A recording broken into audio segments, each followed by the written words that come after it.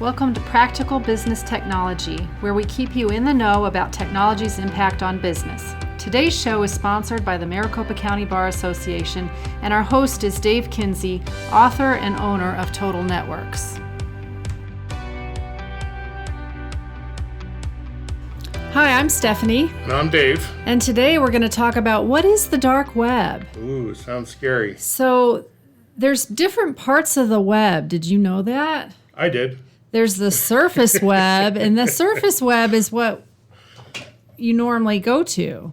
That's the part that everybody can access when you Google things. Yeah. And then there's the deep web. Yeah, the dark web. So the idea of the dark web, right, is, it's about, ostensibly it's about privacy, right? So that it's untraceable. You're supposed to not be able to know, be able to trace who posted things. And so in that sense, maybe that you could view this as, okay, great, this would be a great place for revolutionaries, people trying to get, past oppressive governments or whatnot to be able to share things and all that. And that is one possible thing that can, one of the possible things that could be shared on the dark web. What it's more known for and what we're most concerned about really is it's really where all the, not all, where there's a lot of illegal activity in terms of selling information that people have stolen, and whatnot. So, right. So, I mean, there are some things on the internet that you can't get to without security passwords. And, for example, your banking information, you need to log in with multi-factor authentication and your password to get into there. So that's not just free for all access. But what we're talking about today is the dark web or the dark net, where you can't even get there from a Google browser. No, you have to use a special browser, like the browser that most people would use is a thing called Tor, which right. So Tor. So if you're not really sure what you're doing, I don't recommend downloading Tor. This is not a casual thing that you do. So to go to Tor. So one of the things that Total Networks offers to our clients is dark web monitoring. And what that is a service that looks on Tor and the deep, dark, bad web and sees if they find your credentials out there. Yeah. And so what might happen is somebody may say there's a breach. Credentials, you're saying your username and password. Well, sometimes it's other things like birthday or your address or other personally identifiable information. Credit card information. So what happens is, say there's a breach with some store you shop at, and you had your username, password, credit card, address, whatever, in that breach. Well, the cyber criminals get all that data from that breach, and they've got a list of thousands of usernames and passwords potentially, and they go on the dark web and they sell it. Yeah. And the reason they sell it is because that's golden information. Yep. And a lot of places, what they'll be paid for is in cryptocurrency, which is untraceable money, which is a whole nother topic. Right. We should have a discussion on that, but the reason that they do use Bitcoin or other similar currencies is because it's untraceable, or it's supposed to be. It's very hard to trace. There's nothing that's perfectly untraceable, but Bitcoin's reason for being is the idea of having untraceable transactions, so that law enforcement, the government law enforcement can't see what's going on. That's the idea behind Bitcoin and cryptocurrency. Right. So what should you do if you read in the news that there's a breach with Adobe or Target? I mean, I could list pretty much any company out there that's had a breach. The first thing that you should do if you have a login there is what, Dave? Well, you always want to change your password. Change your password. Yeah. And so what happens if you use that password in more than one place? Don't do that. Don't do that. That's why you use a password manager. use a password manager. And the reason for that is that you might think, oh, that was only my password for some site that didn't have my banking information. It didn't have any personal information about me. It was just, my fitness tracker or some silly thing, the pizza delivery. And the thing is, if you used that same password on something else that is more important, they're counting on that. Yeah. When they sell your username and password on the dark web, they're counting on that you used that password in another place that does have access to something that you really don't want them to get. Yeah, well, because they're going to sell a big aggregated list of, they'll sell the whole dump. And the sad thing is, there will be people on there that will have passwords that they use in multiple locations. Don't be one of those people. So don't be one of those people. You have, we're assuming we're talking to professionals here, lawyers and others. I mean, this podcast is sponsored by the Maricopa County Bar Association. If you're a lawyer, you've got ethical responsibilities to keep information confidential. That's, Ethics Rule 1.6. You also have competency. You can't be incompetent. Hey, that's a good thing. As a lawyer, you can't be incompetent. That's great. Ethics Rule 1.1. And there's comments to Ethics Rule 1.1 that you have to keep abreast of technology. You can't have an excuse, well, who could keep up with technology? No. So you have a certain standard of care. Now, obviously, if it's your pizza account and it's some other stuff that doesn't have anything to do with your business, but the scary thing is people have a habit. This tends to be an all or none kind of thing, where they're either really reusing passwords a lot, or they're, say, using a password manager. Right. Well, and I think that if your habit is to use the same password amongst your personal accounts, chances are you might have that same habit. So, according to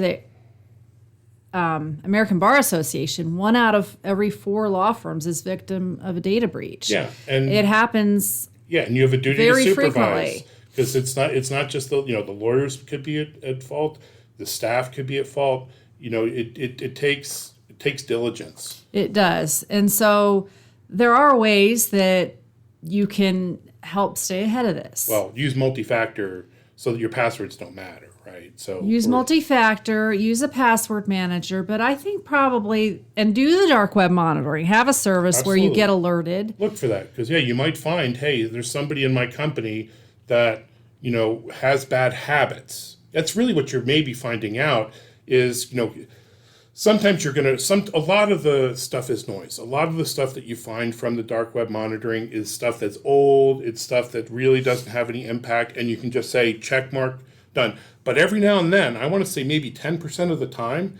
you're going to find somebody's password out there that is an actual password they're using.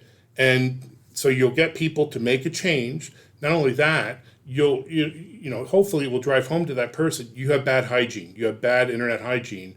Do the right thing. So Right. And then I would just emphasize employee training. So, besides talking to that employee about, hey, we did this dark web monitoring and we discovered that you used the same password in 3 locations, let's help you with the tools so that doesn't happen again, and reset your passwords. But doing regular training with your employees on just security awareness training, you can do that annually or periodically monthly. We recommend doing monthly training videos. But then the other really cool thing to do is simulated phishing. Mm-hmm. So you can send a pretend phishing email to your employees. So everyone knows what that is with the PH, right? Right. Phishing with a PH, and that's where you get people to try to click on your message.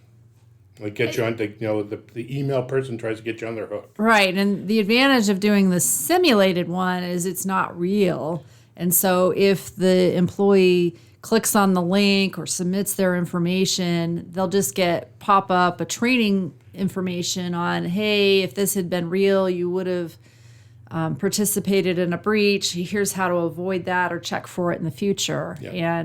And, people try their best, and the cyber criminals keep getting more and more sophisticated. Yeah. So that's just something to keep in mind. Yeah. So now one of the things, I'm itching to talk about cryptocurrency because it's because it's related. Really, when I think about it, okay, there's a trade-off between. I mean, there's so many trade-offs in this world, right? Okay, there's a trade-off, I think, though, fundamentally between security and privacy, to some extent, in both ways. Number one, you want to make sure the right things are private so that you keep things secure. Okay, this cuts both ways. The other side, though, is now you have things like Tor and the dark web, where you have this privacy now allows all this criminal activity to happen. And that's one thing in and of itself. And everyone's going to have their opinion. I think that the dark web, while it's has a lot of downsides to it, ultimately there could be picture the oppressed person that needs to be starting a revolution or whatnot. Maybe that's a really good reason to have it, and that alone to have it out there. And frankly, I'm not sure how you would stop it if you tried. So having this privacy thing there, I have a different opinion on cryptocurrency. I really do. I'm going to get on my soapbox for just a little bit here, but basically, there are money laundering laws that are on the books that are there to try to prevent bad actors that can happen. Doing bad things at scale. It can be criminals, it can be terrorists, and do all this other stuff. Well, cryptocurrency, the whole idea behind it, the people that created it and the people that are enthusiasts will dispute this, but I'm going to call BS on it. I actually know how the heck this works. I wrote a book on it. It is about untraceable transactions. And I have no idea. Well, I mean, I do know why. It's sad that we've gotten to this point where we have all this cryptocurrency out there. We have these cryptocurrency exchanges, which have now been accepted in society and normal. We're going to continue to see some really bad things happen from it. Maybe some good. Because once again, say there's revolution, they need to have funding and whatnot. I wish that that the governments would wake up and realize what the hell's going on with cryptocurrency. But all right. Off my soapbox. So, I guess just be wary of keeping things secure so that when there is a breach, you're not worried about it. You can have identity theft monitoring, dark web monitoring, but continual training too, I think, is my just last reminder. Yeah, security is all about layers, right? It's how do you is anybody going to ever be perfectly secure? Unfortunately, no. It's about risk management, and it's about moving that needle. What's going to move that needle? Is there any one thing? No, it's doing all the right things. There are really big things like multi-factor authentication. Lots of layers. Lots of layers. So I guess that's our final note. Lots of layers. Bundle up. Hope you have a happy New Year. And for your New Year's resolution, make sure you've got password manager and multi-factor authentication in place. And maybe some dark web monitoring thrown in there for good All measure. right. All right. Thanks.